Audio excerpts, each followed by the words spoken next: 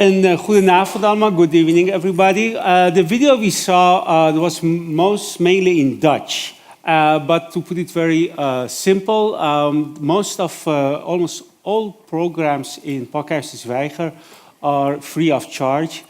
But if you wish to pay a little bit, to contribute to these programs, pay as you like. So if you visit the website, you will see the link and you can pay very easily through Ideal. And I don't know, if you like this program and you think, it was maybe worth 20 euros, no problem, More you can do, but start with 20 euros. Having said that, please don't forget to put your phone on silent mode. Everyone, yes, everyone, yes, yeah. And probably as you can hear, and I know maybe it comes as a shock for you, but English is not my first language. As a matter of fact, for someone who is born in Iran, spent his first 18 years in Iran, and now for 32 years, 0 months and 6 days in Holland, I have no idea what my first or second or third language is, so please bear with me. But this whole program will be in English. And so enough about me, let's talk about this program. Because it's not about old refugees like me, it's about the newcomers. It's about their representation, or maybe I should say the lack of representation in the democratic process in Holland and maybe in other European countries. How can they, the newcomers, be involved in decision-making processes in their new European communities? That's the main question of this evening. Because, as I said, they are not represented. They don't have the right to vote or stand up in an election, which leaves them trapped in the chain of challenges where they don't have the means to tackle them. That's why some people thought maybe it's a nice idea with the Belgian model of G-1000 Burgertop. I don't know whether anyone have heard about that. G-1000 Burgertop. Please raise your hand if people know. Oh, some people know that. So it's like that model. They thought maybe it's nice, for a lack of a better word, to start something like that. They called it G100. So for me, they said, oh, I understand, refugee, G100. So that's probably the idea. But they said, no, it's not about that G. It's about group 100 burgers. So they had the first meeting last Sunday, and the first session took place. And the most important issues of this G100 were presented. We are presented today, and they will brought to a special established council. These are the members of the council, and for reflection and maybe recommendations. And that's the main aim of this evening, recommendations and reflections from the member of the council. The other goal is, of course, they will, all this constructive feedback, they will, when they are delivered, they will take them back in a report that will be published by the members of the G100. The course of the evening is we will have some presentations by newcomers, reflections of the panel members and the council members. And if you wish to say your word, there are two ways. Sometimes I will give you the floor, so please wait for your moment. And the other time is we will use a Mentimeter. So that's a platform. You can say what you want to say digitally, and you will see it on these big screens. Later, I will tell you about that. So as I said, don't turn off your phone, but put it on silent mode. Having said that, as you can imagine, some people couldn't make it tonight here because of the storm. Believe it or not, there are people, who made it from all the way from Afghanistan, Syria, through Turkey here. But I don't know, even, our member of European Parliament, Judith, she made it by airplane from Strasbourg to Schiphol and coming here. But there is a council member from Eindhoven and he couldn't make it to Amsterdam. I don't understand. Anyways, having said that, I'm so glad that some of other people, so here you see the politicians and the organizations. These are the people here. Over here, we see the newcomers. Let me stand over here. Here we see the newcomers. And over there, we see all the, let's say, the scientists and the academics. And we'll see some the pictures and the names and the rugnummers, hoe zeg je het? The names and the titles, yes. And so some people who were mentioned on the website, they couldn't make it today here. So please forgive us for that, or forgive them for that. Maybe we can start the short video, like a resume, of what happened last Sunday for 1 minute, yeah? Is it okay? Okay.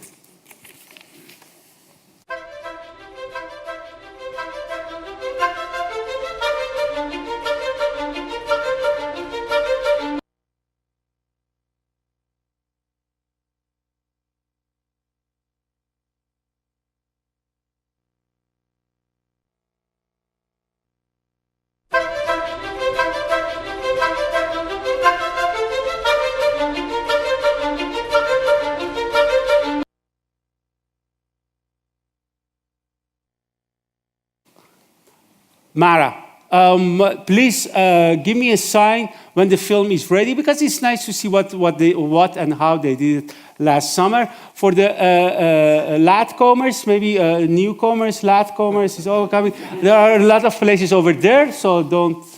Yes, please. Okay. Now it's time to ask someone like one of the key members of G100, Mohammed Badran, to ask him why, how they do it, and why they do it, what's the aim of it. Mohammed, would you please join me here? And give him a big applause. Yes. So, Mohammed, first of all, you are from Syria originally? Yes. Yes. And how long are you living in Holland? And from which part of Syria are you from? What do you do in Holland? What's 2018? What's your aim for this year? What are you going to do? Yes. Yes. Okay, I'm gonna start as it is. So I came from Syria, Damascus, 2013. By the end of 2013, in August, I came. I tried many ways. I tried many ways to reach the Netherlands, to reach Europe as many refugees. It wasn't easy. I got to, I didn't also get the chance to get on a boat, so I had traveled somehow through West Africa, to get to the Netherlands finally.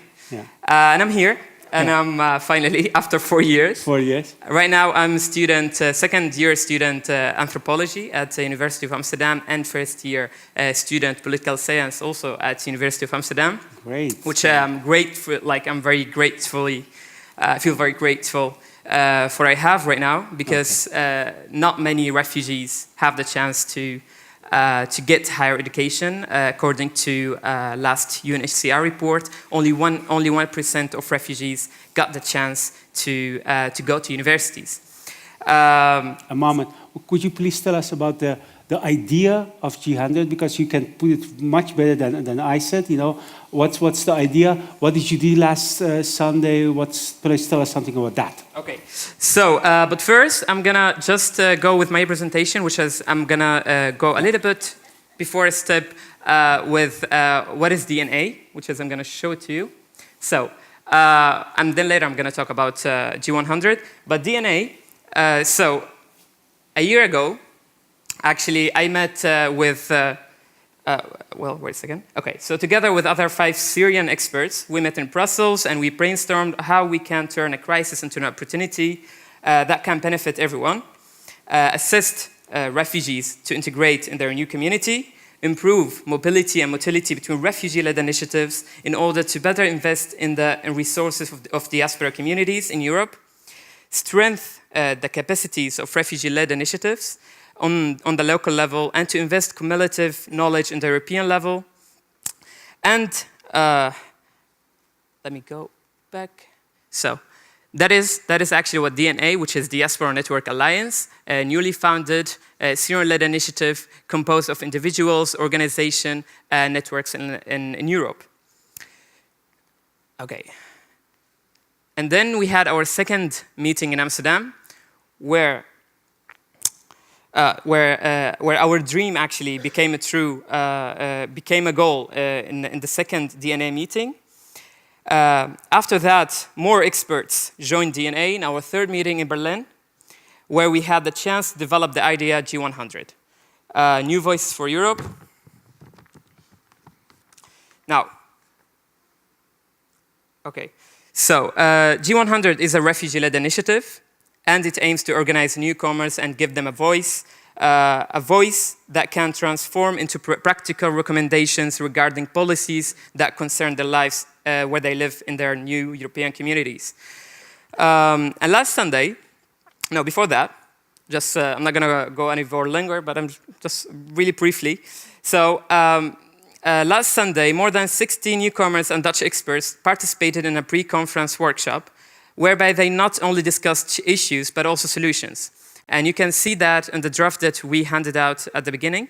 They mapped what are the issues at the moment, and they suggested 10 recommendations regarding the integration policy, education, jobs, and their future in the Netherlands. Now, this draft, as it says, it's a draft, so it's not complete yet, and we are aimed, together with you tonight,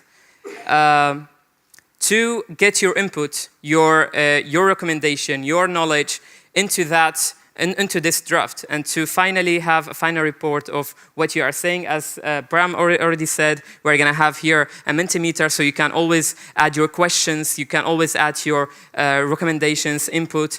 We have our lovely guests here, which is they're also going to suggest what recommendations. Well, I believe that newcomers must be involved in the policymaking process because it's our right and it's our responsibility. However, this couldn't happen, our meeting, pre-conference workshop, couldn't happen without DNA experts who came all the way from Finland, Germany, and Sweden. They are not with us here tonight, but they are following us. They are following us online with the live stream. This is our DNA members team. And these are the members who joined us last Sunday. And they were actually facilitating all the discussions on the table. They speak Arabic, so they were also translating between Arabic and English. They were also sharing the best practices from their countries so that we can include it also in the recommendations. Finally, tonight, I want you to be inspired, to take home with you ideas, thoughts, and a new voice for Europe. Thank you very much. Mark. Thank you so much. So, okay, we have 13 members, 4, 6, 3 here, 13 members. Think about, one question or maybe one statement which you would like to do right now. You have only one microphone. You have to share it with each other, and I will keep the time. I will watch, keep the time. So, and we will do it over there too. So, if you have any questions or remarks or statements or recommendation about what you just heard, please, ga je gang, go your gang, be my guest. So. Because there is always, like a blind spot, so I don't see you. But raise your hand, people will throw it. Okay, so anyone? No one? Maybe Salima? You were thinking, yeah? Okay, 1 minute. Please. 1 minute. Ja. The minute is gone. Wat? The minute is gone already. Nee, oké, we beginnen opnieuw. Oké. Ja, hij staat aan. Praat maar door. Talk. Ja, hallo? Ja, even wachten. Praat door. Ja, hallo? Ja, yes. Hello. Go on, yes. Well, I think it's really interesting to be here. I'm a member of Parliament, just one of the 150. And I hope to also listen and to get some new ideas. That's always positive. And I think it's important to address the fact that every minority, not ethnical minority, in society has to empower or organize itself to be heard, so that politicians, like I am, are not only busy with trying to achieve what the majority wants, but also is trying to achieve that democracy is also about listening to the minorities. So yeah, that's what I wanted to say, and I'm curious if Mohamed agrees with me. Okay, cool. Ronald van der Bos, gemeente Amsterdam. Amsterdam wants to be a vital and inclusive city, so we are very happy that this is organized. We are always looking for ways to engage groups we are living in the city. We have got 180 nationalities in the city, so it's very great to be here again. And what we do is, for this specific target group, perform customer satisfaction surveys. We have advisory groups on this target group. So we're always looking for ways to engage this group, talk with them to decide on our policies. Okay, that's your way to engage them in the democratic Yes. policy of the city. Yes. Okay, so you are already doing that. Yeah. So in a way, so this whole initiative, maybe it's It's a part of it. it's a part of it. Okay, so I thought maybe it's not necessary. No. Yes. We need to be in discussion. Okay, We cool. need to have a dialogue. Cool, I understand, yeah. Even kijken, je hebt nog 12 seconden. Even There's a moment of reflection for all of us. Yeah. Someone else? None of you? Yes. Okay. Wait for a second. Yeah, Yara. Cool. Well, good evening. My name is Yara, and I'm also a student at the VU. I'm studying psychology, and I'm very glad to be here with you all tonight. Well, what I wanted to say that using our experience as refugees in the Netherlands, because, well, it's very important to use that. We have been through all the different procedures in the Netherlands, through the Dutch education system and through all of the different things in order to get our status. So we've built like a very wide experience in here. And I think it's very important, like, for us as well to share this with you all tonight. And, well, thank you. By the way, where are you from originally? I'm also from Syria, Damascus. Oh, from Syria, Damascus. Yeah. And Mohammed said it's because it's our right and responsibility. Yes, of course. I mean, if it was a right, they would have put it in our constitution. So maybe it's not your right. Well, I think it is a right and a responsibility because we are also obligated to, to fight for our rights. Because when you fight for your rights, you are here and you're responsible for that as well. Okay, I understand. Thank you very much. You're welcome. Over here. Yes, please. Yeah. My name is Leni.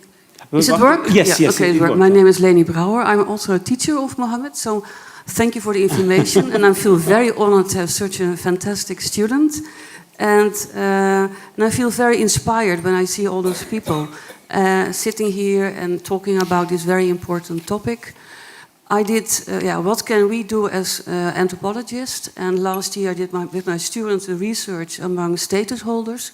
And one of the things they said was, we have to practice our language, but where are the Dutch? We don't see them, we don't meet them. So I thought it was a really important expression. And I think it's really interesting to have those initiatives to meet, to get together people from the university, politics, and then people and then newcomers, and work together and find solutions for those problems. Cool. Thank you very much, Leni. Yeah. So let's wait 10 seconds.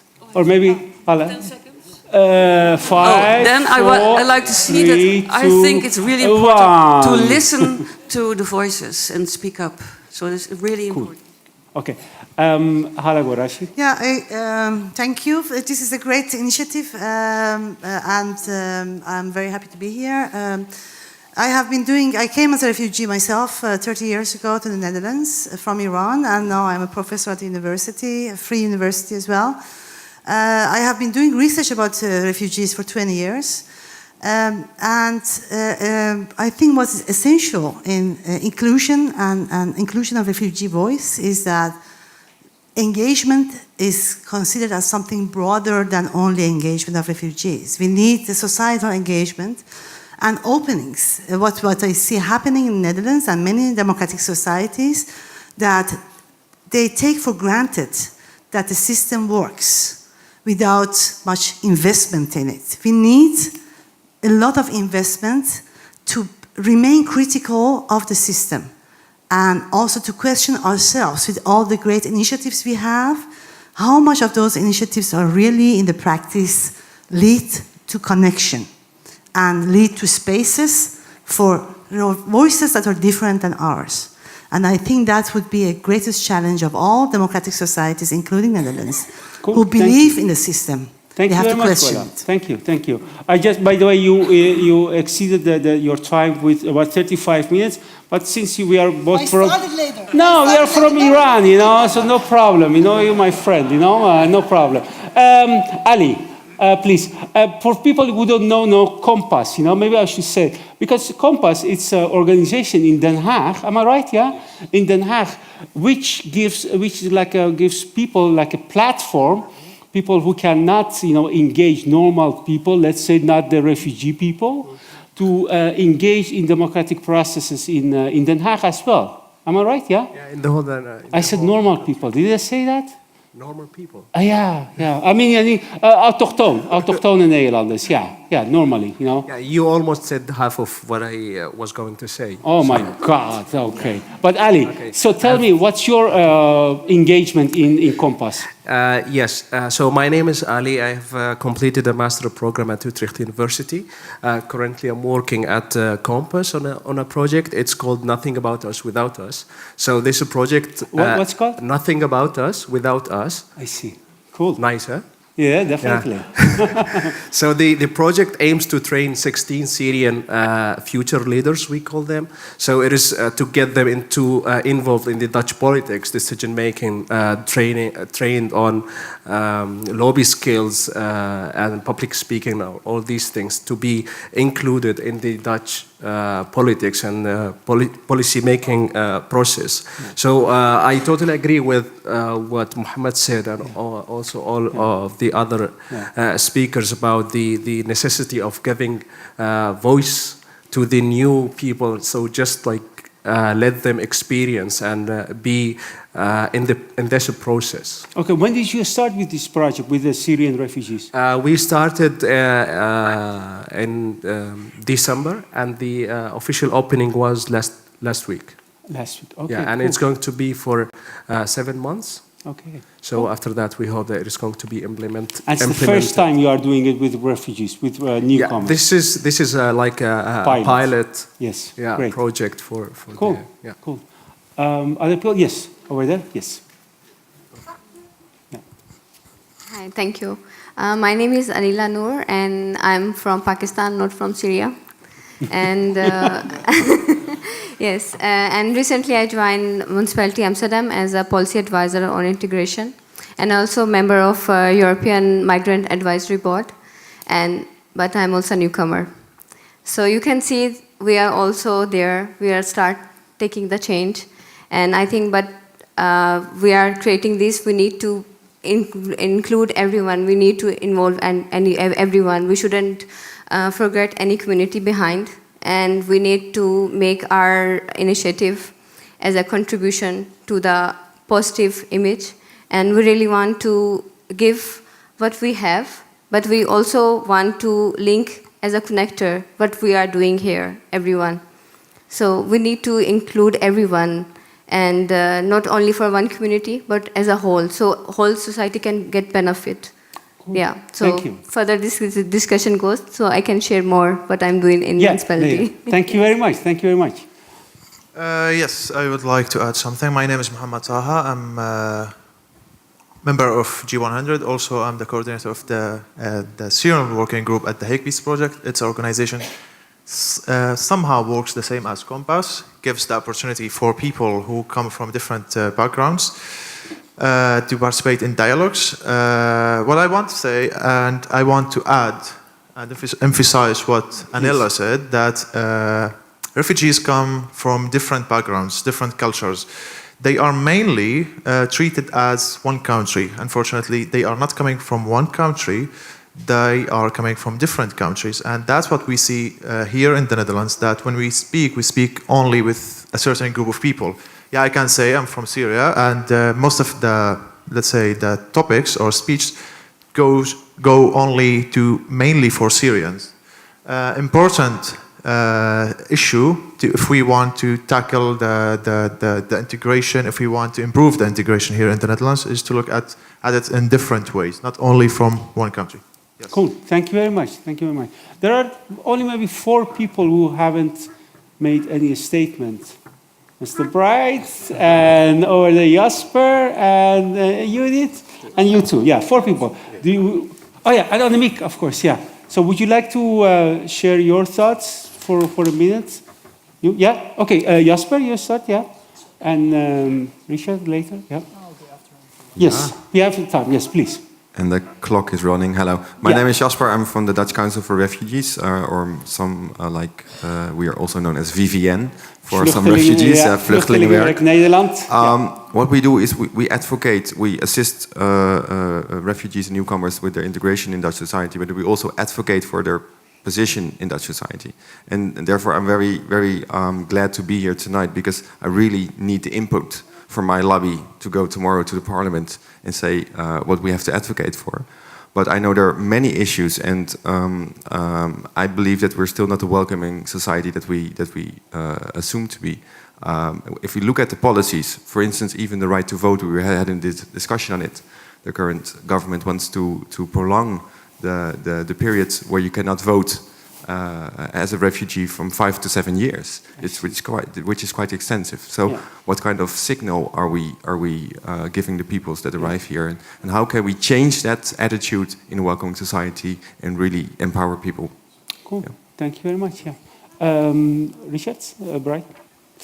Well, on one side, I'm very happy for this initiative because it's talking about democracy and involving refugees, newcomers in the democratic process, because most of us fled countries where you don't have a good legal system, where there's no democracy. So normally I say, if I use the African perspective, I will never vote for an opposition because they will never win. So it's nice here that I would hear politicians say we want to listen to the minority. But on the other side, I came here as a refugee and I work in the corporate world. And I see that if you want to give refugees their dignity, you have to make sure they have access to the corporate world, and that the corporate world have to see their value and be ready to invest in them. Because when I came to Holland as a refugee, my uncles came here as experts, and they didn't need to follow any kind of legal procedures. They had direct access to the society. They could do everything. And because I came as a refugee, I had setbacks. And that's why what I do in New Dutch Connections is to make sure that refugees get quick access to the corporate world, and that the corporate world invest in them. So I hope that this initiative, we do not only limit it to politics, or to politics, but especially limit it to the corporate world. Because if I see that the corporate world could influence our parliament to get rid of the dividend tax, then I see the power of the corporate world even above the lobby of the other NGOs. And that's why I really want us to see how to get the corporate world more involved in this discussion. Yeah, right. You are, I guess one of our, later, so let's say in 20 minutes, one of the main statements will be about, whether having a job or study, the importance of that aspect. So we will come to that. There was one person from over there. Yes, member of European Parliament, and then Annemiek and Martas. Please. My name is Judith Sargentini. I am indeed a member of the European Parliament for the Dutch Green Party, and I used to be a member of City Council here.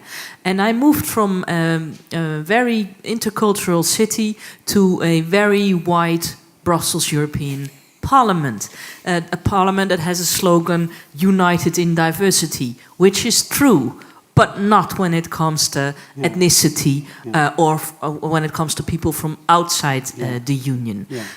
My tasks are there to actually build and try to improve the European asylum system, which is a very difficult task. And I take it as a personal task to explain to my colleagues, who are, like Bright says, expats, I have a diplomatic passport, that a border is very often a very big barrier you cannot cross, which diplomats like myself do not see very often.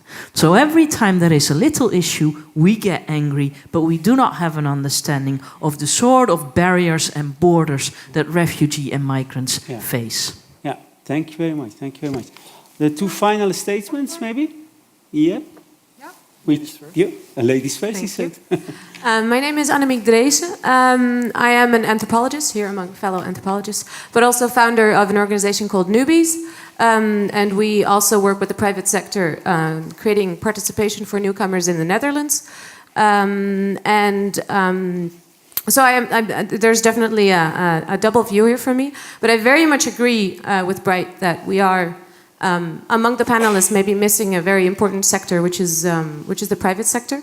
And I also think that what is always very difficult, and what I really appreciate from this initiative, is that making the theory meet the practice, because we can all sit here and agree and feel like we need to have a dialogue and we need to be in discussion with each other so that we understand each other. But to actually do it in practice, sit there, have the discussion, which is often more difficult if you're from diverse backgrounds than when you're from the same backgrounds, that is the biggest challenge. So I really hope that tonight we can find some very practical ideas that we can commit to potentially as people present here so that we can continue that discussion. Cool, thank you very much. Thank you, Matas. And before he starts, as I said, we will use the so-called platform. Maybe I should stand here, yeah. We will use the platform Mentimeter, so please take your phone out of your pocket, so because we will use it in a second. So, Matas, please start. I'm Matas Aouf. I came also from Syria 3 years ago. Okay. Yes, please go on, yeah. And I just want to share a small idea. It's about all what they said about connection, about diversity, about all those things. I want you all to think about your most beautiful picture of painting that you love it the most. Is it one color? Is it all white or all black? No, actually, it's beautiful because it has many colors in it. It's beautiful because there's a harmony between those colors. And that is a beautiful society, which you have different colors. Syrian maybe, people from Africa, people from Pakistan, people from Dutch people. The harmony between those people, the understanding between those people will make this picture very beautiful. That's it. Thank you very much. Thank you. Okay, shall we start with Mentimeter?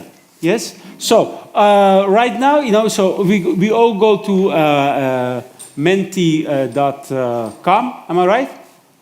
Yes, you will see it, you see, menti.com, yes. And you too? Yes, please, yeah, you see over there, you see, you go, yes, yeah. And so in that way, we will see some statements, and then you can say whether you are agreed or not agreed. So is everyone engaged, involved in, no, yeah?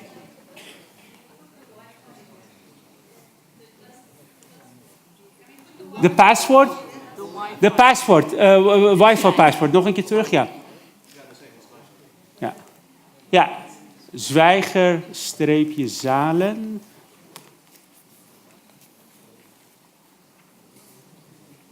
And within a few seconds, you will have 30 seconds for one statement. It's including reading and reacting. So we will see about 9 statements, and you will have 30 seconds to read it and to react, whether you like or dislike.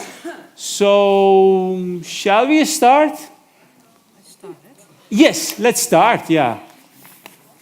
Oh, a lot of people have started already, yes. We want intensive language courses for all newcomers provided by the government and not by private sector.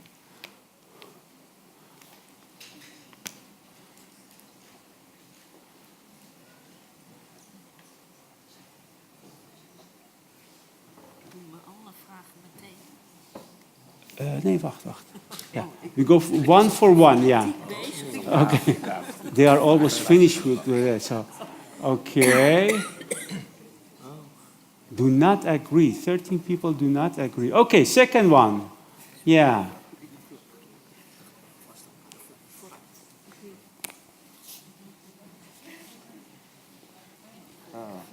Sometimes helpful to me, but it's good for my moods.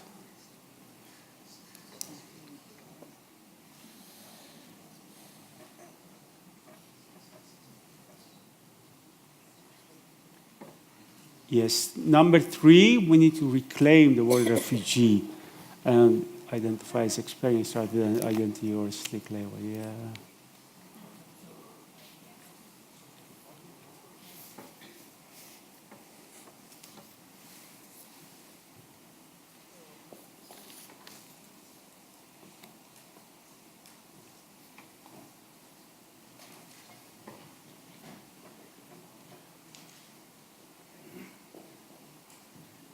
So number 4.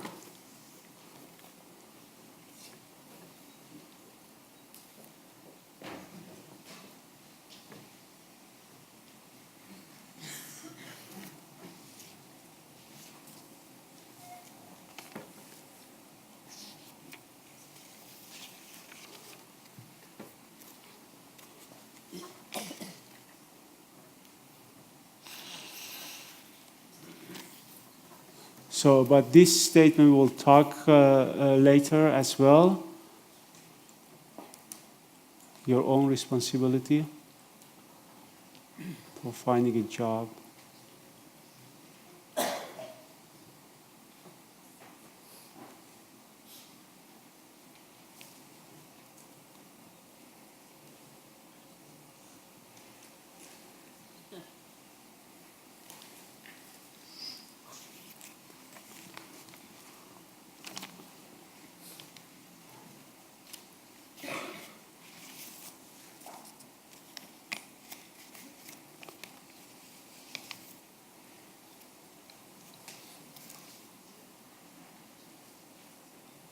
Two more statements to go.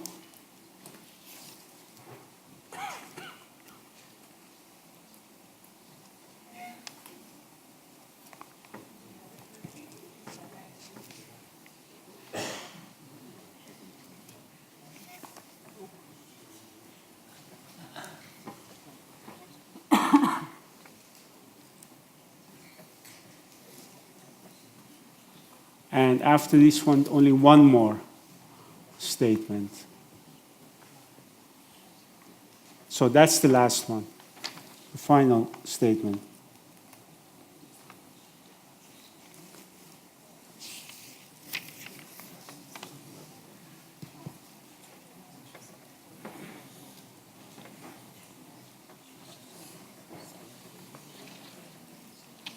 Okay. Now we are going to the next part. We will have 3 different time frames, 3 times 20 minutes. Each time, one member of the council will come here. He or she will represent one statement, and the other members of the council, they can react. So he or she will start with a statement with 2 minutes, and then you can respond to it. And if you want to talk, if you want to, you should put your board, your name like this. Then we know that you want to react, to have a response. So that will be, and at the end of it, I will ask the owner of that statement what her or his thoughts were. So, having said that, and if you want to engage in the conversation, am I right that they can still, engage in via Mentimeter? So we will see that and we will show it on the screens. Having said that, I would like to ask the first, let's say my co-host, Mu'attaz. Mu'attaz, would you please come here and take that microphone, please? So that's your microphone. Please come here. What's your statement? Go on. Thank you, Bahram. Yeah. Thank you, everybody, for being here today. Well, a 37-year-old man with a bachelor degree in banking and finance, 10 years long experience with international companies. He have the right CV, interview skills, speaks English, B2 level Dutch, not bad looking, but yet he cannot find a job, like many other newcomers. For a year long, he applied to several banks, companies, and had some interviews, and yet nothing. And be aware that this problem will have the snowball effect in the coming years, because a big load of newcomers who came in 2015 will be finishing their language courses. So what's wrong? What's the problem? Why he cannot find a job in the fourth European economy where the unemployment reached the minimum level since a long time? I will tell you why, from my point of view at least. First, the gap between newcomers' experience and the Dutch job market requirements. Two, the lack of trust between the employers and the newcomers. Employers doesn't trust my background, my diploma, my skills. What am I capable of? They doesn't believe in my talent. But on the other hand, how can an employer recognize my talent through digital ways? How can he know my talent if he didn't meet me or give me the chance? Now I have an initiative, might be the solution for this problem. I name it Het gaat vullen, of filling the gap.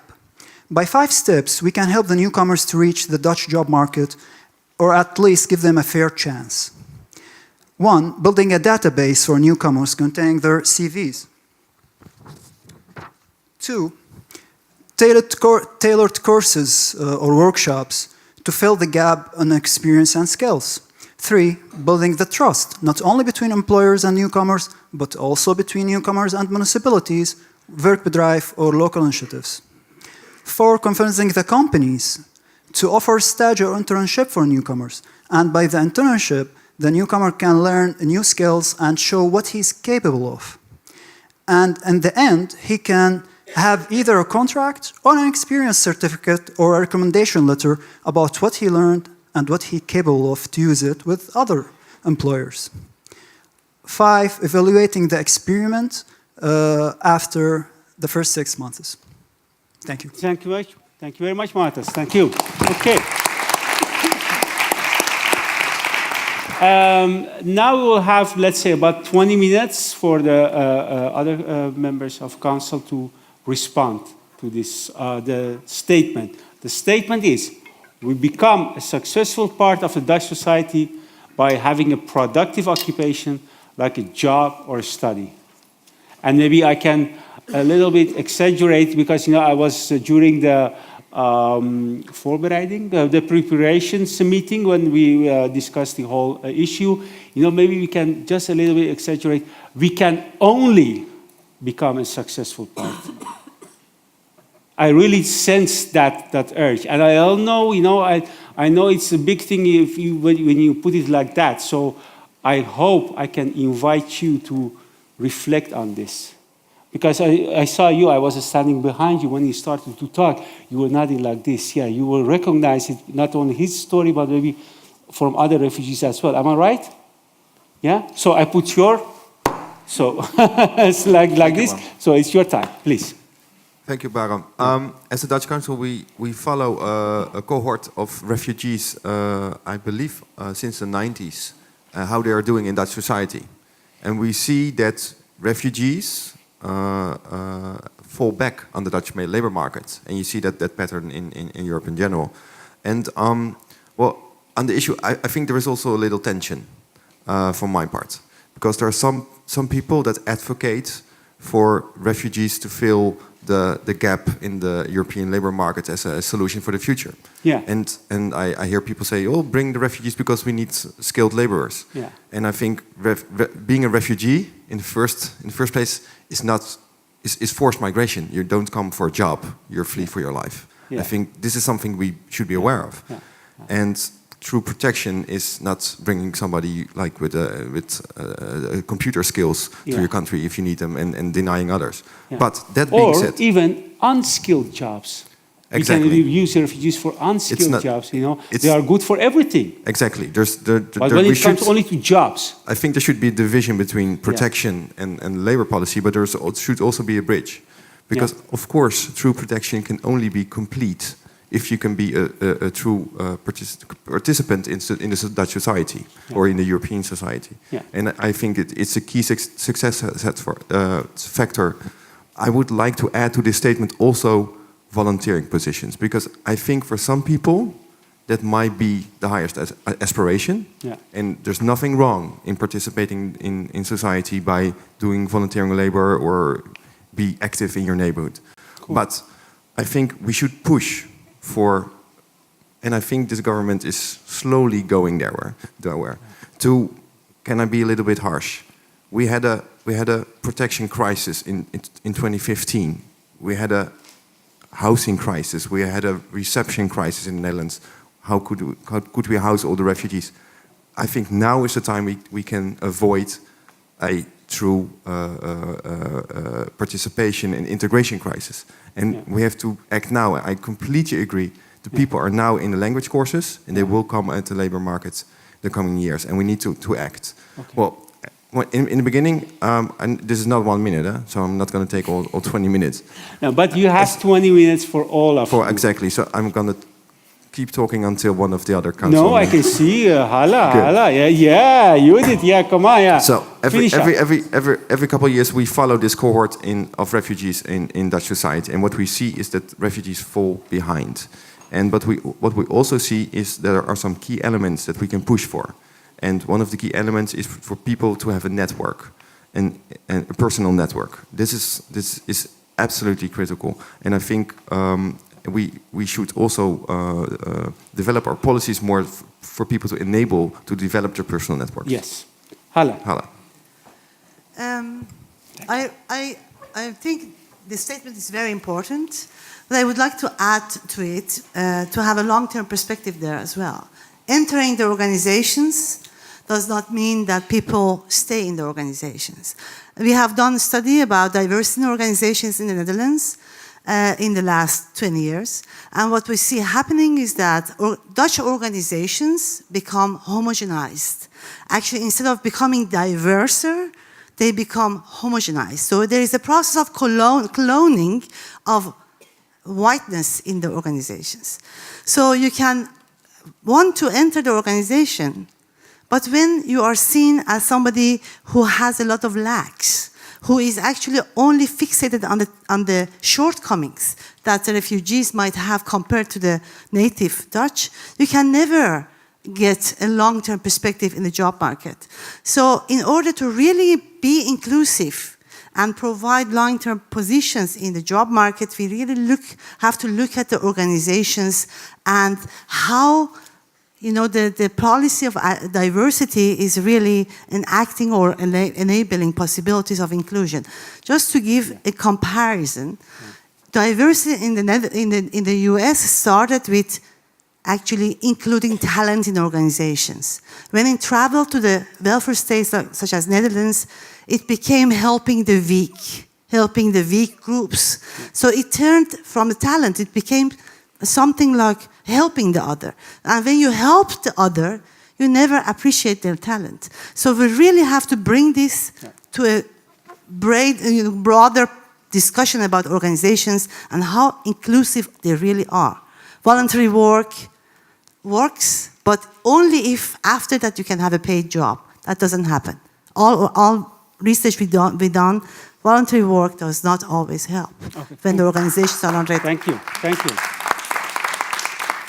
Okay, I saw Judith, you were the next one. Yes, please.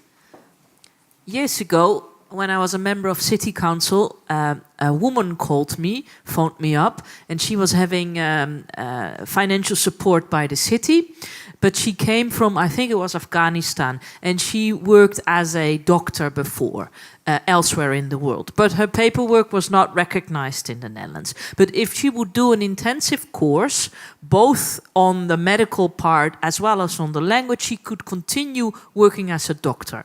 But at that moment, she was also qualified to work as a nurse, which is not a doctor, but it would lead to direct income. Therefore, Amsterdam Social Services said, you should work as a nurse, because we did not have the flexibility to say a little bit more investment in this particular woman will make her function as a doctor again. I think, and this is a question to you, have we adapted that in the last years? I've been away from local politics for 9 years. Have we adapted that? Have we been able to change the way we look at people and our organizations and have more of an individual approach? Because if I listen to Heile, I think you're very right. Our institutions are not made for newcomers and we're not flexible enough. Dutch people in itself are not super flexible. Yeah, I guess, it was one of, yeah. Okay, so your question was, as a matter of a very Can I direct take it? question for you. Well, this sentence could have been a sentence out of the policy statement of our city council nowadays. Yeah. But I realize our Let me policy is individual. Only the flexibility you talk of, I don't think we can realize it completely.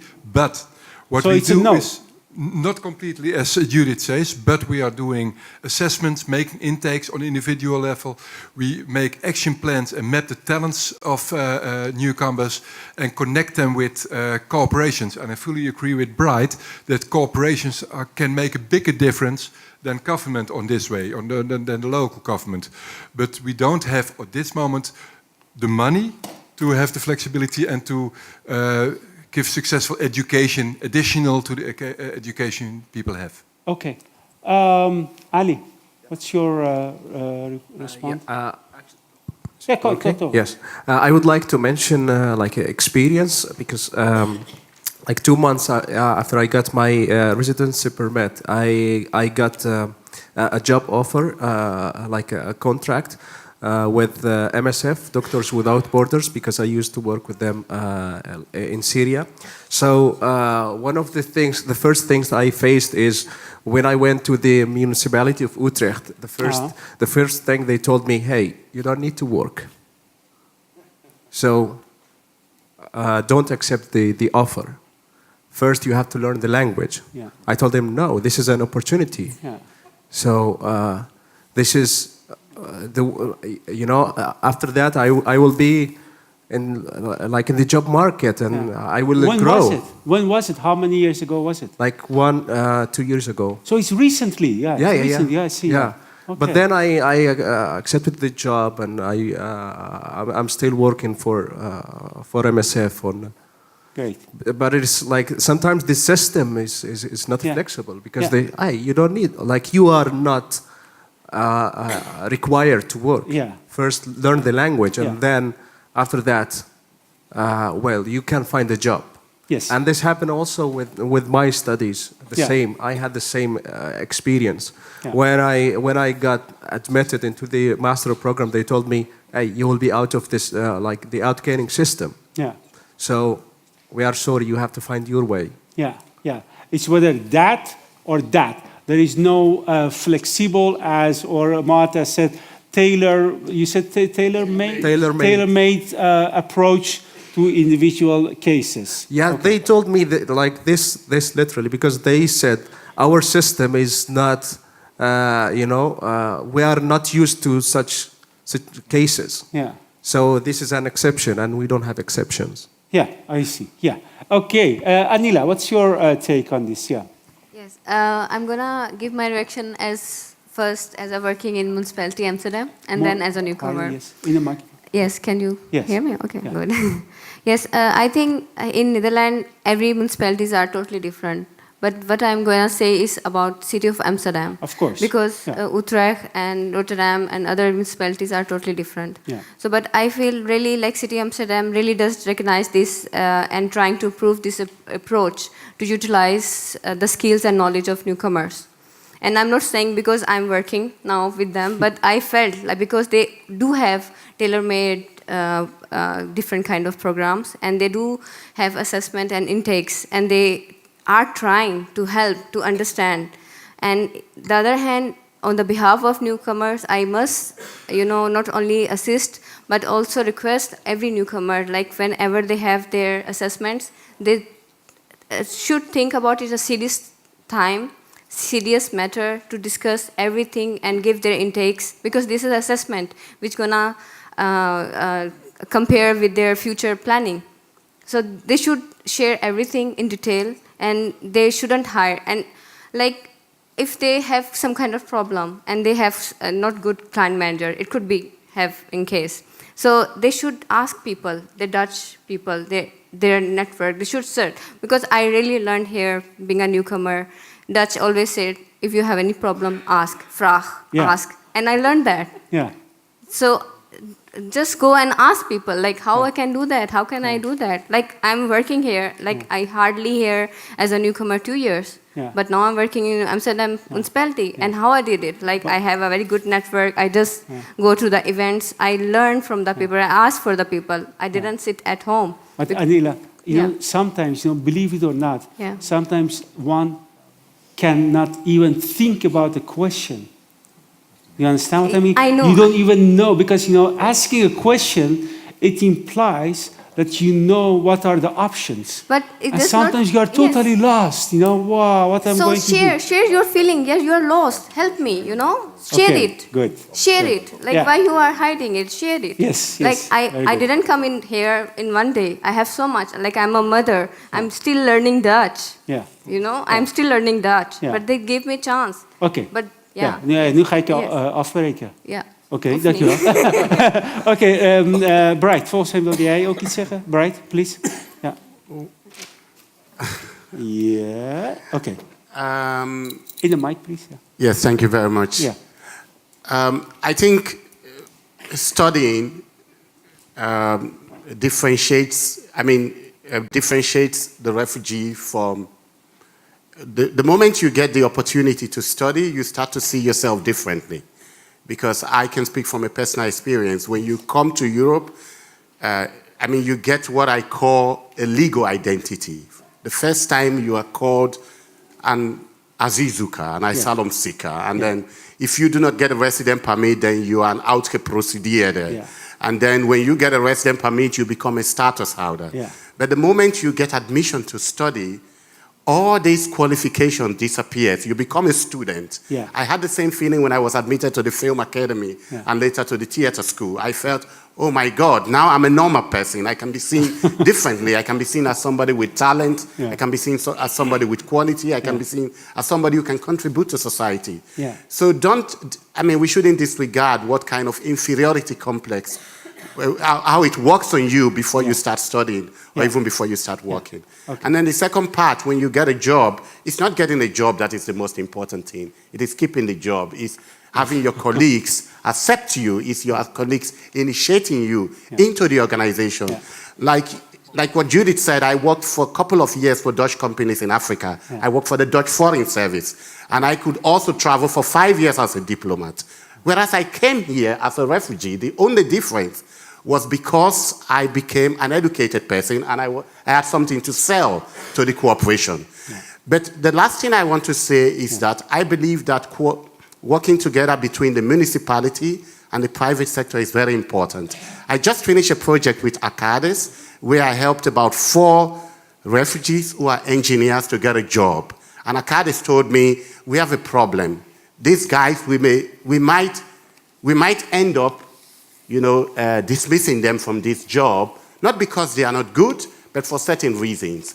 We need extra support to support them to keep the job on the area of education because we cannot send them to our clients. They are good engineers, but they do not understand our company very much, but we want to keep them. So who are the municipalities we can discuss with to find a solution? Because now they are saying we as a company only need to invest in them, but at this moment their productivity is very low. And so if we look at it only from the point of productivity, we're going to dismiss them, whereas we are happy with them. But if we can work together with the municipality and to see a way to invest in them, then we can keep them. Yeah, thank you very much. Yara? And Martis, we will finish up with you. So Yara, and then we finish with you. Okay, please. Well, I would like to share with you a small experience of mine with working as a volunteer for 2 years with a very well-known organization. I've worked on this project about education for 2 years. I gave all of my energy for it. And this project, like lots of people have benefit of it, almost 60 students. At the end of the project, it wasn't really ended, but I was in somehow in some way excluded from the project because I was aiming to be a bit more further, because the trend was over. Because I was sort of you know what, we have this project, a refugee would be really helpful to work with us because she can speak the language. Well, she can speak Dutch, Arabic, and English. How great is that? And I'm willing to work to prove myself and to prove that I'm good enough. But then at some point where I wanted more, where I wanted to be, when I wanted to work, when I wanted to have a job, I was excluded because, you know, well, the problem is solved, Yara. We don't have to do anything further. So sometimes volunteer work is not that helpful if there is not a promising work afterwards. Because working for 2 years for someone and giving all your energy up for people and that you really care about, and then you get nothing, you know, back for yourself, is also quite disappointing. So thank you very much. Thank you. Final word, Mohammed? Yeah. Mohammed. Yeah. Yeah, a very short statement. I know that studying is a very good for people, for refugees. I'm redoing again my bachelor because I couldn't qualify and validate my qualifications. But this doesn't apply for everyone. I'm still 27 years old, but people who studied, who spent their lives, and now they are in the 30s, 40s, they can't do it again. So I see that if we invest now, this may be for our speaker from the municipality of Amsterdam, that if we invest now from, but I want to say that trainings for people who studied with specific professions, giving them the chance to do internships, to somehow qualify their or validate their qualifications, this would somehow keep us away from investing more money in 10 years from now. This would be a solution. Now we could invest 10 million euros. In the future, we will look at them as a very bad group of people, and then we will blame them in the TV, and then we will say that, see, those people who came 10 years ago to the Netherlands, they don't want to work. So in order to prevent this, yes, we should invest. We should also, one thing that hasn't been mentioned here, that the private sector, we should convince the private sector to come, because it's not the No, Mohammed, they mentioned private sector. Yeah, but I mean that, yes. Bright mentioned private sector, yeah, you mentioned it. Yeah, but I mean that the private sector is not included very much in the integration process. Okay, that's what I mean. You included much more. Okay, yes. Okay, I give you that one. Okay, Muatas, you started with your statement. So, what do you think about these reflections? And by the way, within a minute, you know, I will have to maybe just 1 or 2 reactions from the audience, please. Yeah, and we will see some Mentimeters again. So, final note for you. Well, when I heard Muhammad talking about the journey, I remembered my first statement for Tilburg University in my motivation letter. I said the distance between Syria and Netherlands is 5,000 kilometers. That's the number of my dreams and hope. I think me and Mr. Jasper see the perspective of refugee in different ways. For me, I really don't care about my label, my legal label. I really didn't came here just to seek the protection. No, really, we came here to be human beings one more time. In the case of war, everybody flee. Not only people who work in handcraft, not only beggars, not only poor people. No, actually, doctors, engineers, professors, all people flee in war. And all people have their own dreams and hopes. And for Mr. Roland, no, it doesn't cost a lot of money to give some courses, actually. Actually, as you all said, some Dutch volunteers can give those courses. Courses to just fill the gap. I didn't say master degrees or something. UIF is doing that in a great job. So what I meant with courses, some like workshops for just filling like Microsoft Office, like how to do a study, like those, the culture of Dutch companies. Those kind of things. I don't think that costs a lot of money. And I'm with my friend Muhammad that investing now a small load of money will avoid us in the future to invest more. Cool. Thank you very much.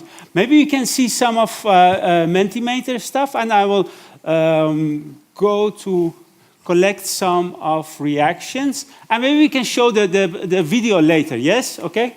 Okay. Please, what's your name? I will hold on.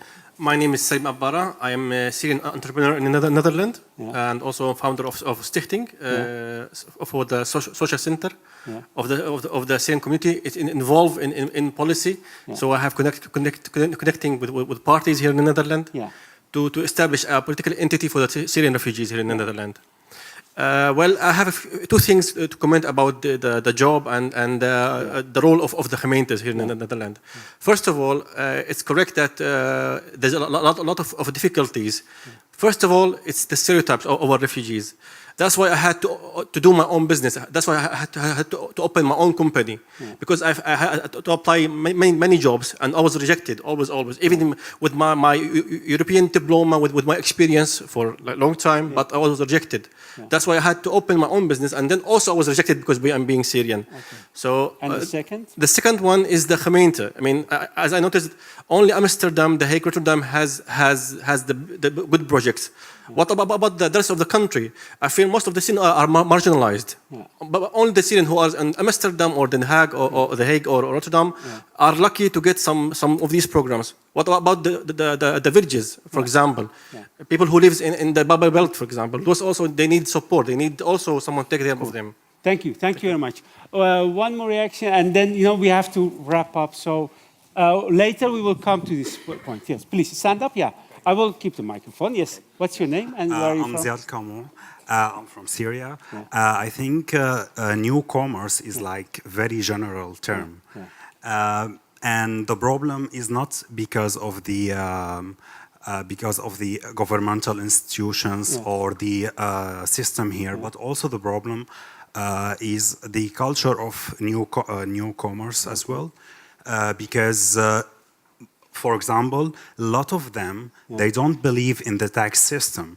They find it as a problem, and I've seen that a lot. And as I noticed, there's a lot of people who work in a black market because they don't want to pay tax. So this is a problem. And plus, not everyone is highly educated or overqualified to get the opportunity. Cool. So we have to be. We have to be fair. Yes. Thank you very much. Good point about the tax issue. By the way, as you know, nobody in Holland wants to pay tax. People, they go seek refugee in Belgium. We call them, belasting, asielzoekers belasting vluchtelingen in Belgium. But that's between you and me.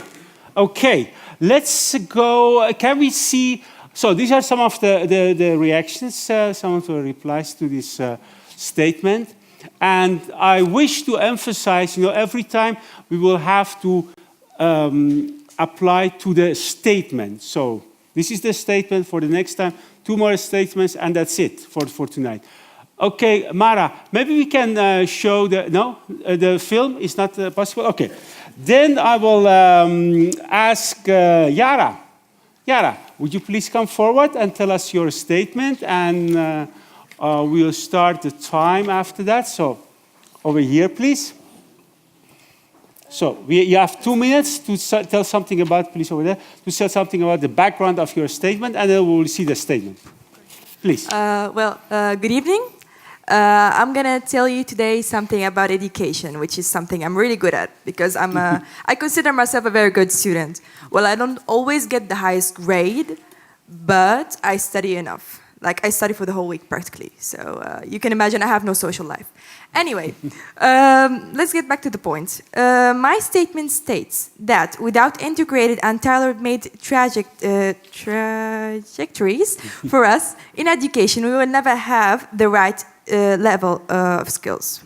Well, I totally agree with that, actually, because providing us with the right knowledge will give us wonderful results, which will also cost us actually less costs in the future, which could be money or also mental health for the students. Oh shit. Okay, I'm sorry. Well, let me just tell you something. That understanding the complexity of our problems as young newcomers, I won't say refugee one more time, but understanding our problems and our complexity and how things could be really hard and really tough for us sometimes, and how could we need a little bit extra support, a little bit of support just to get to our goals is very important. And having a flexible system that apply also to us and apply to our needs as a very motivated students, if I may say. And also all of the other underage students that are being all labeled in one place. So they're all being labeled to go to the vocational education system, which is actually, comparing to the Dutch students, 70% of refugee students go only in this direction, so only to the vocational system, which is the MBO or the VMBO if you're known with it, because we're all being labeled in one place. And as well for the Dutch students, only 70%, only 30% of them go to this track. Well, this doesn't only apply to underage students, but also to students that are a bit older, so like me. I got the opportunity to study at the preparation year for the university, and I was from the lucky ones, I consider myself, because there's a lot of other students who didn't really get these opportunities because the initiatives are a bit small, or I might say limited. So, well, this was about it, and we'll discuss. Let's see the statement. So that's the statement. Without integrated and tailor-made trajectories for us in education, we will never have the right skill level. So, no one? Yes, 1, 2, okay. We start with you. And Salima, I haven't seen you enough to react, so keep an eye on you. Okay. Hala, please. I don't want to be the negative voice here, but I think it is important. Education is important. And as Bright mentioned, education gives you a new kind of energy and agency in a new country to reach your dreams. But that exactly can be also a problem when the society is not ready for your dream. And that is also what we have studied. We have studied, actually, we have collected narratives of refugees who have had higher educations in the Netherlands, who have gone through universities, who have gone through hogeschool education, and with the idea that, and with also the integration promise, if you learn the language, if you follow education path, you can find the proper job at your level, and you will be seen and considered as the equal member of the society. Yeah. That does not happen all the times, because organizations who are fixated on the shortcomings of refugees because of the stereotypes that are very strong and became stronger in the last decades, they cannot see that somebody, a refugee with an accent in Dutch, highly talented, can be a very important asset of the organization. So this backlash, and then you get disappointed even further because you have come very close to your dream, and your dream become crashed. And that is even worse when you go back, not in the start, just go back miles behind. Hala, just one question for you. But maybe that's the whole point of that word tailor-made. Yeah. So it means that when you start your study or where you're finishing, you have to pay more attention to your shortcomings. But can we all, both of us, are first-generation refugees. Yeah. We have been living here more than 30 years. Yeah. We have never been able to get rid of our accents in Dutch. Yeah. So even though the most tailor-made kind of training and education can never get rid of some of the things that's very much part of us. And my eyebrows. Yeah, your eyebrows as well. I know, but I know. May I just add something to what you mentioned? I mean, tailor-made is very important. Okay. But that is still focusing on the refugees. I Thank think you we very need to much. focus on the organizations as well. Thank you very much for sharing this very depressing story with us. Thank you, thank you. But that's good, that's good. You know, that's the evening, you know, we are in a safe environment to tell us, you know, especially when you studied this, you know, you can say, this is good, but that's not enough. Exactly. Okay. Annemiek, please. May I? I want to. It will be brighter, my story, but definitely I agree. We also need to focus. We need to not focus just on this group of people that's looking to work in our society. We also need to look at where will they be working. So I think the tailor-made. It doesn't just apply to the people who will be getting the education. It also applies to where will these people be going to. Because yes, dreams are important, and yes, it's important that you can work in a talent and in a world that you feel comfortable with. But it's also important that it's in a direction where there is work. So I feel like this is definitely something that is super important that we're not doing enough right now. I think the education system in the Netherlands is very much. It's a Dutch word. It's very much in hokjes, like a lot of our society is organized.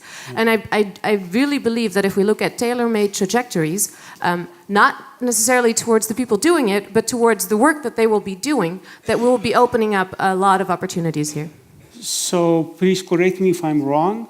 You say it's when someone has a dream, maybe a very difficult dream, we must make a dream factory for him or her? We must make a dream what? Dream space, dream is special for that dream? Yes, but I also think we need to make the dream practical. I think we need to make... Yeah, I think... Yeah. Okay. You can call it a dream factory. I love the term. Okay. But it's also about making it practical. I mean, you know, I wanted to be in acting school when I was little, and I like you. I never made it, so I changed my dream. Yeah. And I'm still doing beautiful things. So I think it's also very important to show what options we have. Cool. Thank you very much. Thank you. Very concrete. Salima, yes, please. Member of Parliament. Thank you. I didn't want to start because otherwise people think, you see, politicians cannot listen. And then you invited me, so I was like, okay, so if you're asking. Please. I think I would like to make two remarks. The first one is also related to the first topic, job, and the second, of course, education. And that is that as a second generation migrant originally from Morocco, I can tell you that the integration process will never end. And I'm almost 40, so I thought it will end at some time.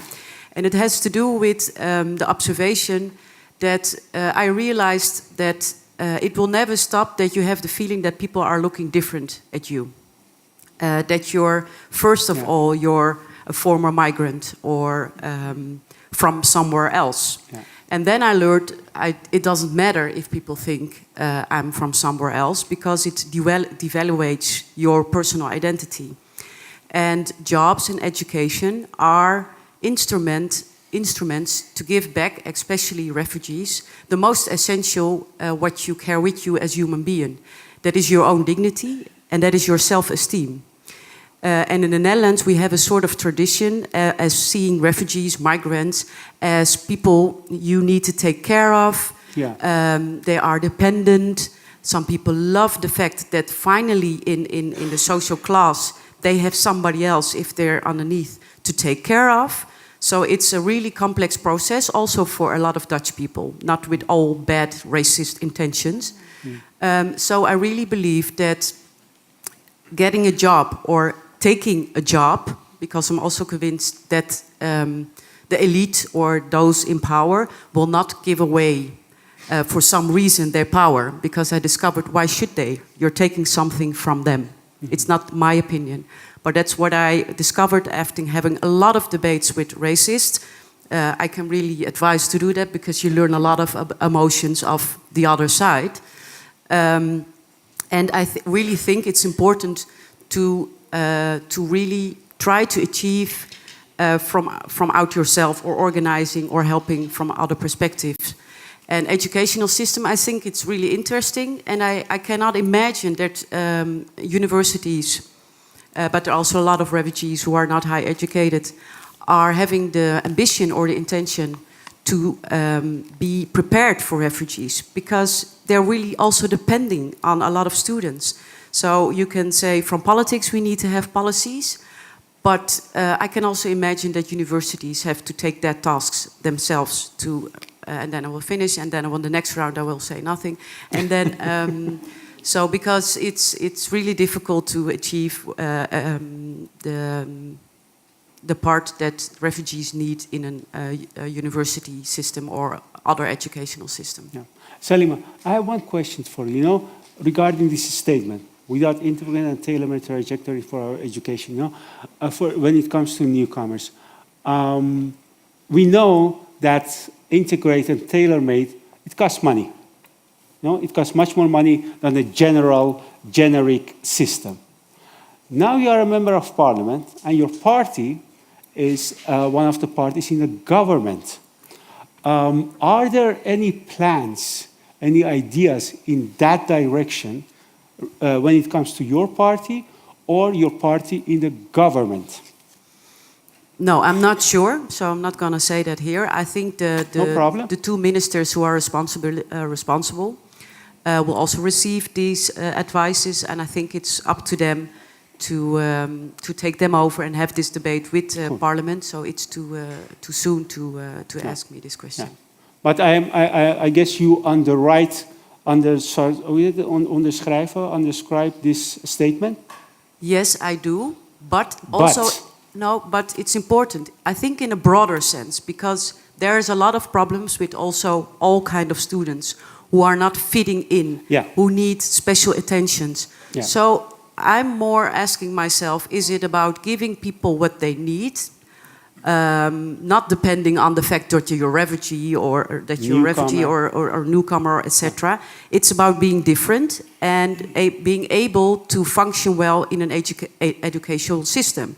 Because what can happen if you make a refugee program within the university, to make it sarcastic, then you also can achieve what I started my statement with, that you're still not part of the total, but you're different. But that's just a remark. Yes. Mr. Bright, yes.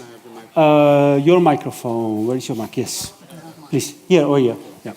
Well, I do not totally agree with that you need an integrated and tailor-made education for refugees for the following reason.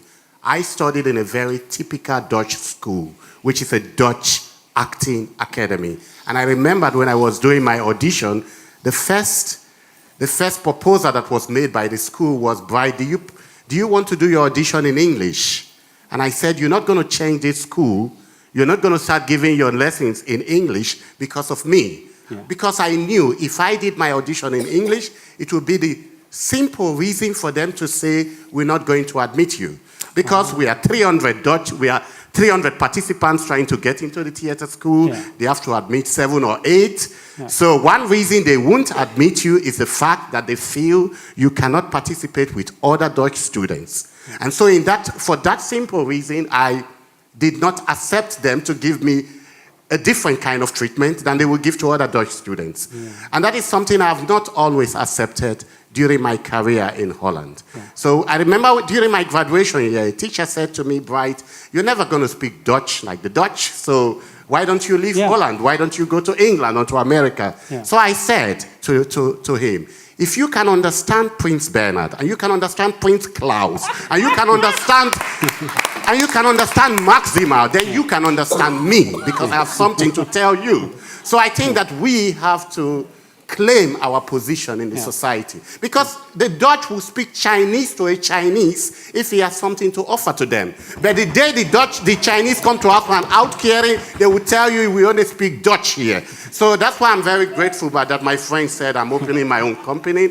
But I also agree with Ale, because when I started working with refugees who need a job, I met people who graduated who had their PhD from Erasmus University or from University of Wageningen, but they never had a job. So I was confused. Why should I help all these guys who have better studies to find a job? Then I discovered something which was crucial. In my profession, network is very important. Not how good you are. You may be the worst actor, but when the people feel safe with you, they give you a job to do. But even if you are the best actor and they feel they cannot work with you, which was the problem I had when I came to Holland, you never get a job. The telephone will not ring. So I realized something, that in order to get a job in Holland, you need network, you need people who see your talent, you need people who give you the opportunity to develop yourself. And so that was the first thing I started doing that since about 8 or 9 years ago, organizing network sessions between talented refugees and people from the corporate world, because I find out that there's a big distance between them. Yeah, yes. right. Just one question before other people. The two examples you gave, you know, about when the first time you went for the audition and the other people who told you you cannot ever speak Dutch as a Dutch person. Yeah. Both of them, there were hostile reactions.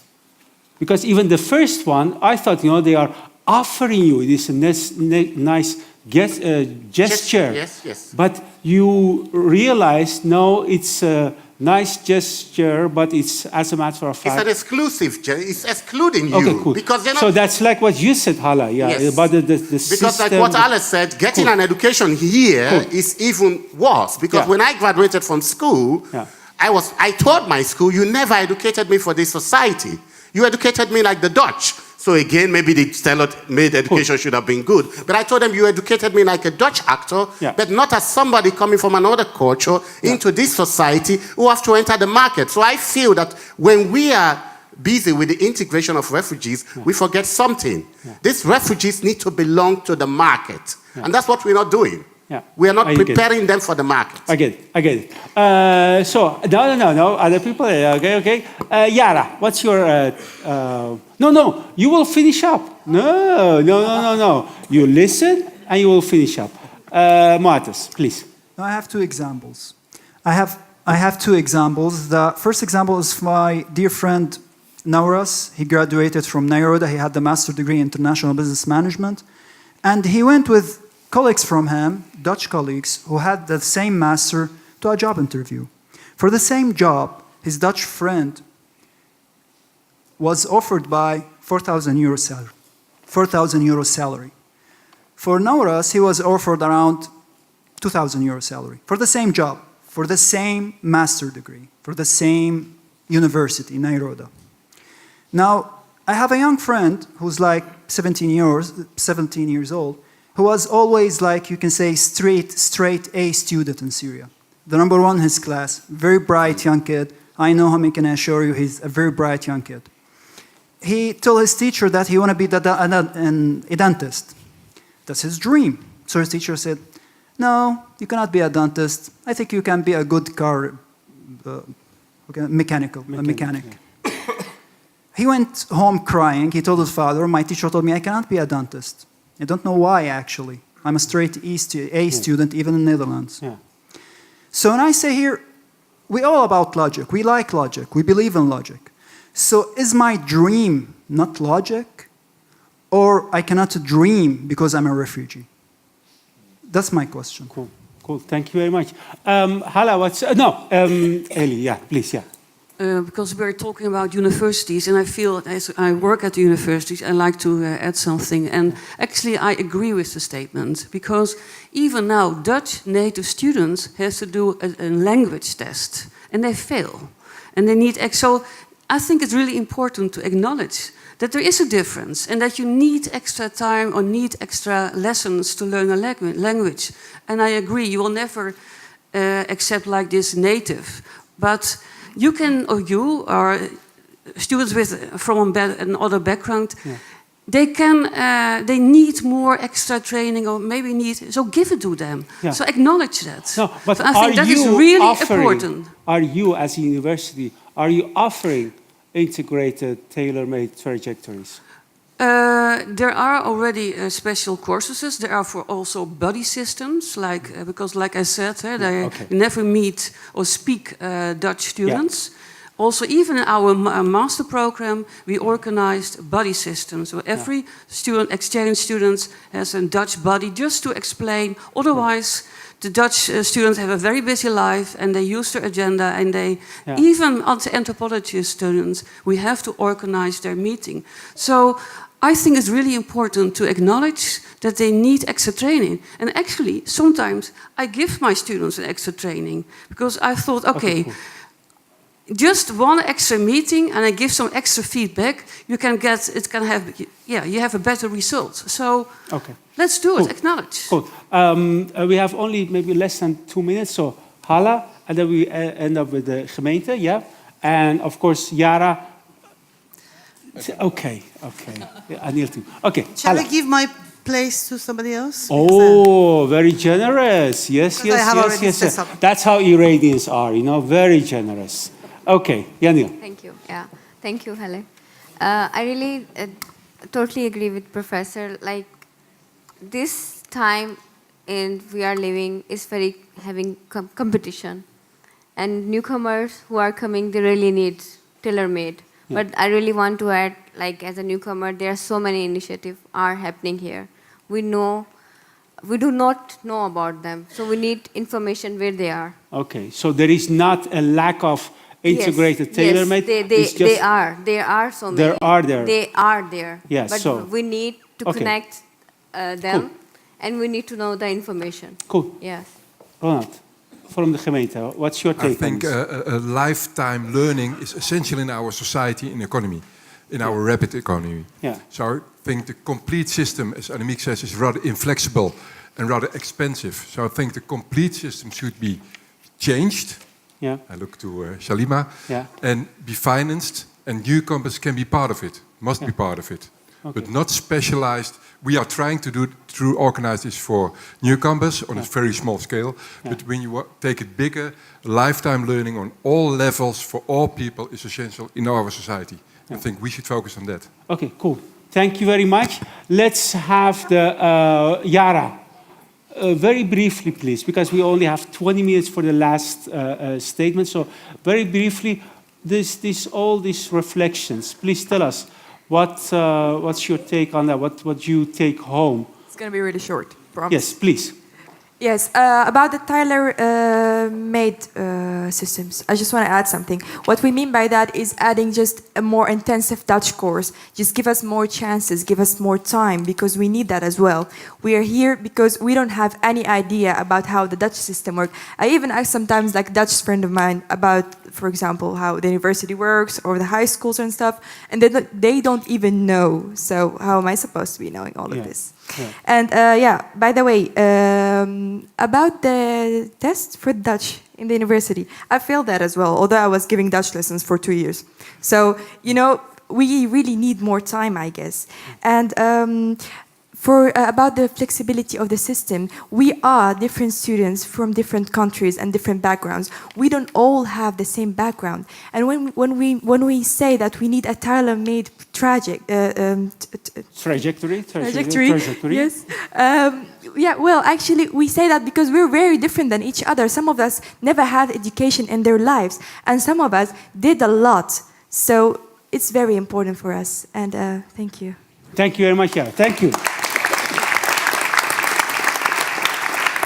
So, for the last 20 minutes, Mohammed Taha, please tell us about the background of your statement, and then we will see your statement on screen. Please, go on. Okay, I will speak about future, because I love future, and I think everyone here loves future. I believe also that the refugees are going to take a very important part of the future of the Netherlands.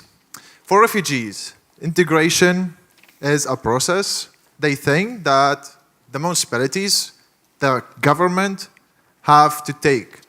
For the government, or the municipalities, they think that refugees have to integrate. Integration for refugees is a sense of feeling in home of the new place by establishing a network, contacts, work, and speak the language, and respect the country where they live in. This is for them. It's not going to be in 1 year, in a short term. This is going to be for a long term. It could take 10, 5, or even 15 years. Many refugees in the workshop we had last Sunday, they said that uncertainty about resident rights, family reunification, and the short-term and mid-term prospects of being able to stay negatively affect our effort to integrate. Someone also said, why should I go to a great length to learn the Dutch language? A language is very hard to master, and if somebody or someday the Dutch government decides to send me back. For now, I will leave it for the discussion about the future. Thank you. Okay, thank you very much. Let's see the statement We should have the same rights and be able to make the same mistakes as Dutch. We should be able to vote and be elected. We should be able to pay taxes and avoid paying them, yes. We should have a right to be homeless, a drug addict, or commit crimes if you want to be judged as the same as the Dutch. We should be able to all do all this without calling us non-Dutch. Ja, heftig. Yeah.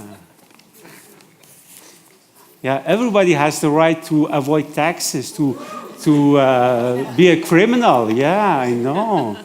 Yeah, why not the Syrians? Why not the Iranians? Yeah. Can I Please. ask a clarifying question? Yeah. The question is probably, I guess, the idea behind this, in a way, when refugees, when they are, so let's ignore that, when they are doing well, according to the model citizen, you go, whether you have a job or you are studying or you have a voluntary job, and you pay your taxes, you are a good citizen. But suppose that you are not one of them. So does it make you? But we have homeless people in Holland. We have prisoners in Holland. People, old-fashioned Dutch people, white Dutch people. Why can't I be a criminal? Dutch people are also not really supposed to be criminals. Of course, but nobody will dismiss their rights as a citizen. But yes. I know, when a refugee will do that, we all sense, that's different, No, you don't come here, to stay here after 25 years. I guess my question is, Yeah. Are we talking about build forming? What do we call it? Are we talking about the view we have as a society of a certain group of people, or are we talking about laws and breaking them or not breaking them? I don't know. That's the state, but that's up to you to decide. How about Mohammed? Maybe you can clarify a little bit about the background of it. We talk more about the citizenship, the feelings as a Dutch. Let's make it simple. That being a Dutch. Let's forget the part that we say about drug addicted and other things. Let's focus about being Dutch for refugees and the future of them. Make it like this. Yeah. I hope it's very clear. Yes, Jasper, vluchtelingenwerk, yeah. But even in being criminal, there is a difference. There is a division, because it impacts your legal status. Yeah. If a refugee commits a crime, everybody says throw him out of the country. Yeah.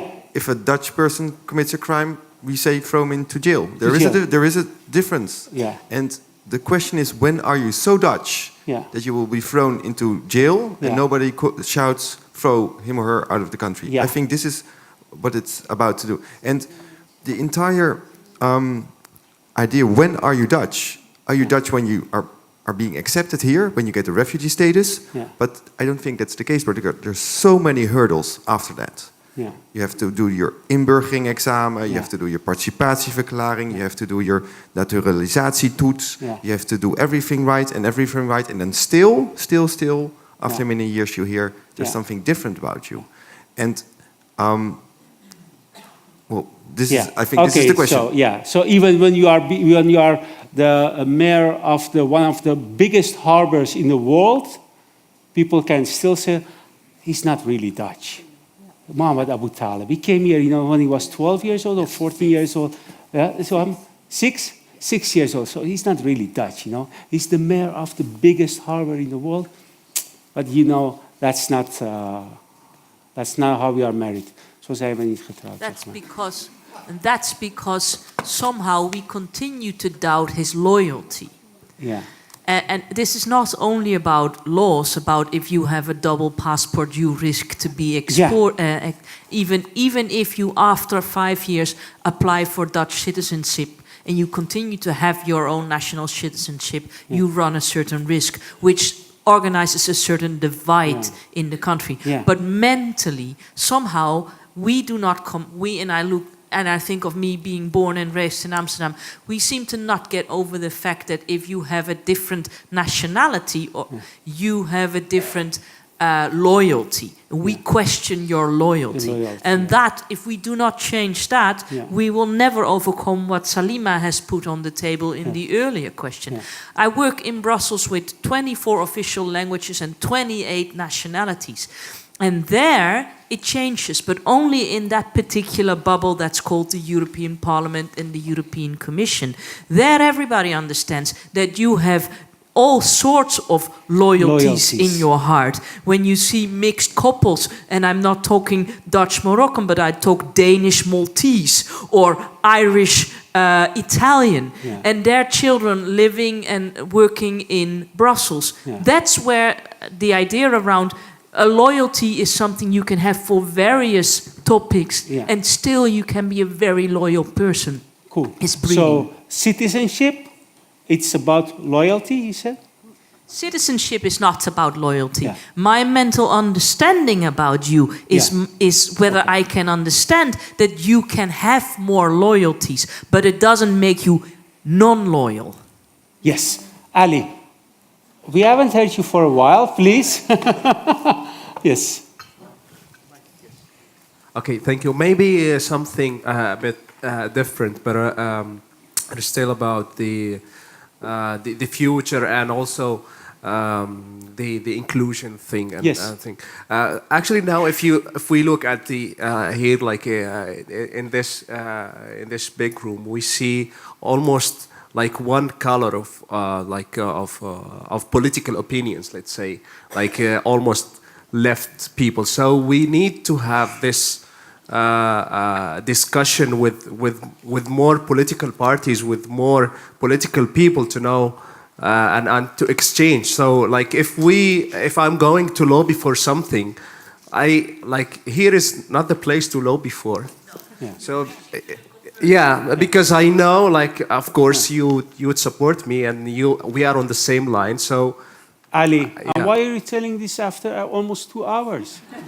We could have a great time. No, because this is for the future. This is for the future. Okay, right? Good. So we need to address the future, right? Yes. So if you address the same color, so you will get nothing. Yeah. Hala, and then Annemiek, please. I think most of the time we think that exclusion happens because by the racists.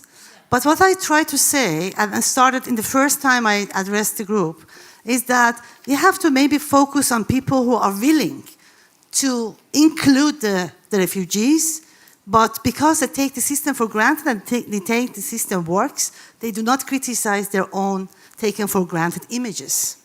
So we have to also invest in refugees, actually who want to work, not the ones who are trying, for any reason, do not want to be included. But let's focus on the people, and that's the majority on the both sides, who want to be part of the society and who want to include the other, and invest in that and try to be reflective about the shortcomings of ourselves and the system to better it. Because the democratic societies we are in, we know it from our own experience, is worth it. To work on it, to criticize it, and refresh it. And that is the reason, that is what we need. And one of the things related to the future is the notion of double standard. Actually, even in terms of loyalty, we do not discuss these issues about expats. Expats who speak the language. Nobody tells them, why don't you speak Dutch? But the people whom we think that depend on us as society, and we have to provide for them. So they are not talented enough to provide for themselves. So we actually put all these claims that are often impossible to fulfill. Dutch language, of course, is important. Nobody would go against it. But you expect that a first-generation refugee speaks perfect Dutch to be included in organizations, that's an impossible task. Okay. That's why I think we have to work in all the different sides. And one of the things I always say, and I want to say bright side of the story, that I always, when I give lectures, I say, I came as a refugee when I was 26 years old. I learned this language when I was that age. My Dutch is with an accent, and still I can be a professor at the university in this country. and be the best teacher of the university, elected by students. Wow. So you can do that with an accent. Yeah. And let's just tell these stories as well, so that they break up this image of perfection. Yeah, cool. Thank you very much. Annemiek, what's your take on, as we said, future citizenship? I had another, two things triggered me in a thought, which is indeed that working in this field also makes us look at ourselves in an interesting way, which I think we learn a lot in our field of expertise. But Holland is a very interesting country with this whole passport citizenship thing. I have friends who were born here and have moved to the United States and want to become a citizen of the United States and then are no longer allowed to be a Dutch citizen. So you have to denounce where you were born and the language that's your native language to become a citizen of a different country.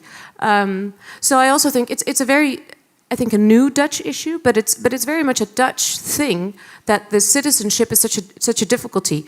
So I also think that as a Dutch people, with all of us sitting here, that's the way we need to look at it, and not necessarily look at it as a this is not just a problem of newcomers coming as asylum seekers. This is a Dutch thing that we've somehow created, and I think that's a much more interesting question. As a new phenomenon, as you put as it. a new phenomenon. Okay, yeah. cool. I understand. Okay, let's have we have 8 minutes, so let's have some final remarks, please. Yes, microphone too. Yeah, thank you. I think the problem which I really consider when we become a Dutch society is according our perception, like how we see refugee. Like honestly, when I start talking to the people in Koba when I was living in AZC, and I start speaking English, they, you can speak English, wow. And when I go to the conference and I've said, like, oh, you are refugee, you don't look like refugee. What do you mean? Well, how should I look like? You know? Yeah. So this is more like framing. It's like, and last week I have a dinner in my Pakistani friend's home, and I was there exact time and said, oh, you are becoming Dutch, you are on time. So this is, I think this is within in us, how we feel ourselves. Yeah. No one, yes, okay, that's an interesting question. Yes. You know, I will ask Mara to Google the word refugee and images. So we will finish with how does a refugee look like? You know, according to Google. You know, what's Google? You know, a small company. But let's have it. Okay. Bright and Martis. Yes. You have Salima there as well. Oh, and maybe we should finish up with you. You know, as politics, everything. Okay. Well, I just, because we're looking to the future, I would like to dream like Martin Luther King. Yeah, why not? Small dreams, yeah. So I would like to dream like Martin Luther King, that I really dream that that one day we would not see refugee anymore as a liability, but as somebody who could enrich our culture. You know, and I hope that, and I really hope that one day, just as we do not have problem with the 3,000 Japanese living in Amsterdam who do not participate in our society, who do not speak one Dutch, you know, but who work in all different Japanese companies, that one day we would see the refugees in the same way, you know, that they would be so productive and contribute so much to the society that we would be screaming, please come, we need you. Okay, cool. Martas, okay. For you, yes. Yeah, now, citizenship and loyalty. Let me tell you something. I'm the admin of a Facebook platform for refugees, have like 50,000 Syrian refugees.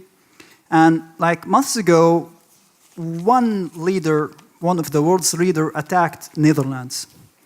So I translated an article about that, and oh boy, you want to see the reaction of Syrian people.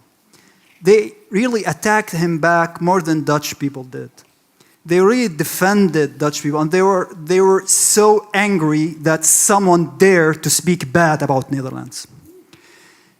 Once I translated an article about the problem of integration, and one poor man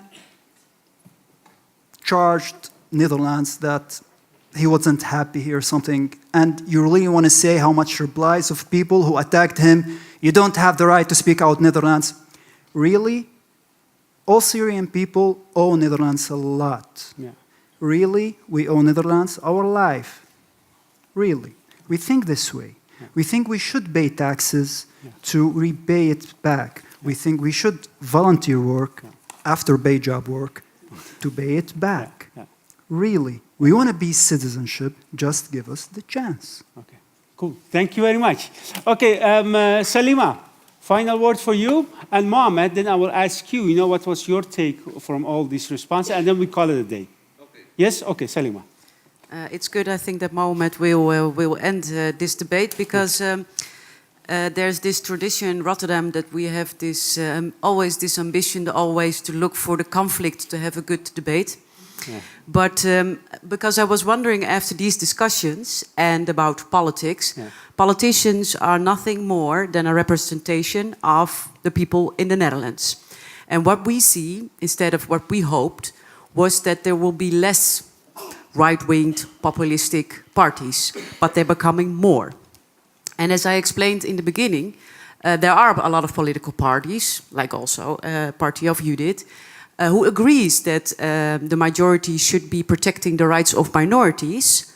But what we see in parliament now is that the majority, different political parties, do not agree. They think they have the right to be dominant as long as the majority agrees that the dominance culture or aspects are always right. And I was making this joke in the second statement about talking with racists, because I got a lot of emails about how bad Moroccan peoples are, and then I call them, and they're shocked that I call them, and then they're like, first, my wife is Moroccan, really funny stories, but it helps me because then I address the angerness, and it gives me a way of feeling to be in control, because I think we could ask ourselves, if we are agreeing with each other, how is it possible that in the last 10 years that there's not less racism, but it's becoming more? That is not to blame all of us, but I think it could be interesting to see why is the other so afraid, why is the other so angry, and why is he seeing me as not a 100% Dutch person. I would be interested if we cannot only do that from politics or by phone calls, but I think that's also perhaps the new task for the future, because it will be all right, and I hope you have a positive end, but I really wanted to address this point. Cool. Thank you very much. Thank you very much. Mohammed, for you, please, come forward. So what's your take about your statement? What is the most interesting for you? The most interesting thing that you don't need to have the passport in order to have the feelings and belongings to this country. You can be good, you can be Dutch, even if you don't speak really 100%, even you still speak with accent, you can be. You don't need to listen to other people what they say, because this is at the end your decision, this is at the end your identity. I am Mohammed, I came 2 years ago to the Netherlands.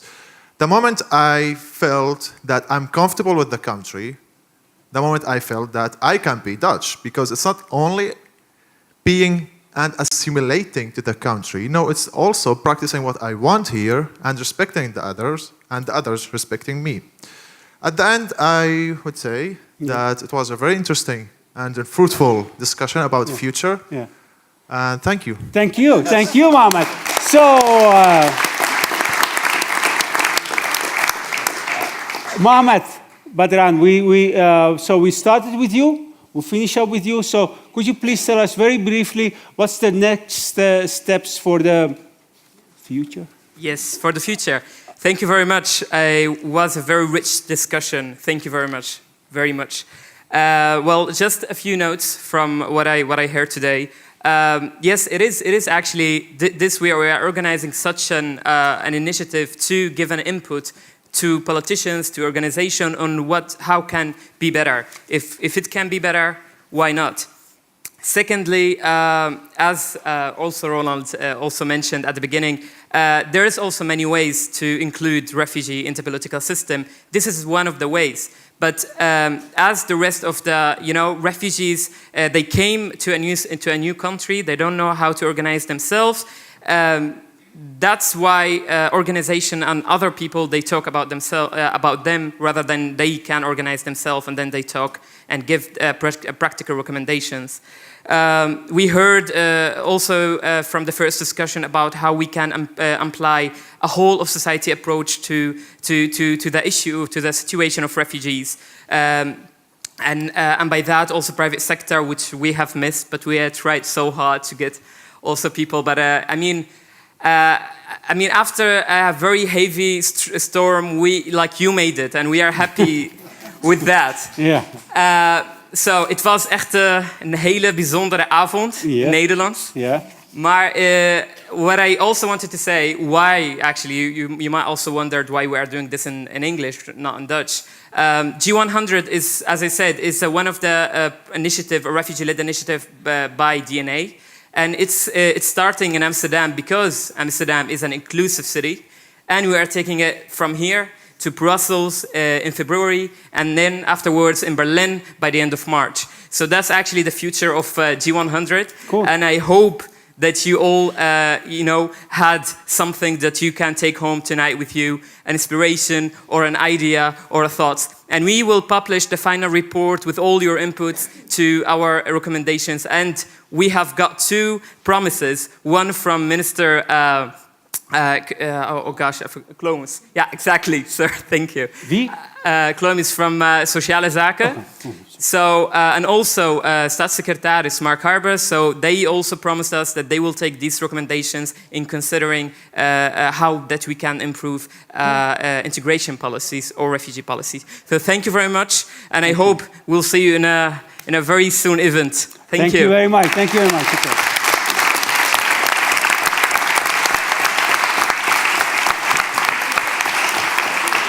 So that's how a refugee look like. According to Google, as I said, that's how a refugee look like. And Mara, maybe we can show again, pay as you like. As I said, pay as you like. We will show. So if you want to pay some money for the programs you see in Pakhuis de Zwijger, pay as you like. And these are some programs in the next future. Maybe will be interesting for you. And can we have the Mentimeter again? The video? Okay, they want to show the video what happened last Sunday. Shall we show it? Yeah, for 1 minute? Yeah. Have patience with us. Just 1 minute.